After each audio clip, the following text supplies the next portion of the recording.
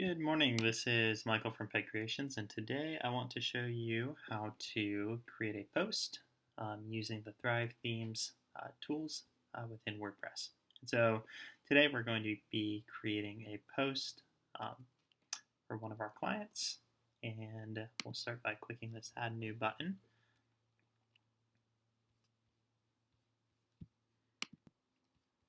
And then you can see here we're going to have our title and our block. So the first thing I'll do is I'll start with our title, which I have a document open with all the post copy on it.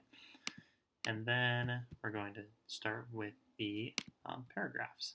So it's pretty straightforward for creating posts. We're just taking our headers and our paragraph copy and pasting it in. It's really important for SEO purposes to use the heading for your headers and the paragraph text for your paragraphs. So I'll just continue doing this until we have the whole blog posted. Okay, so I've gone through and I've posted, or I've copied and pasted all of my headers and paragraph text. So next I'll do a couple of things for the post itself. The first thing is we'll want to choose a category. Where is this blog post going to show up?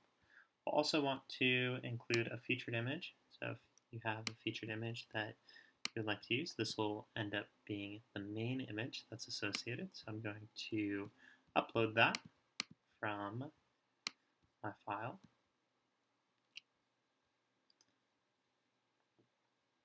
And once that's uploaded, it's important to include alt text.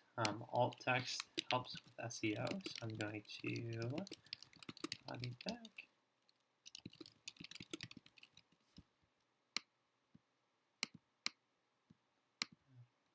Oops. How to get your body back after pregnancy. Okay, then I'll go ahead and set my featured image.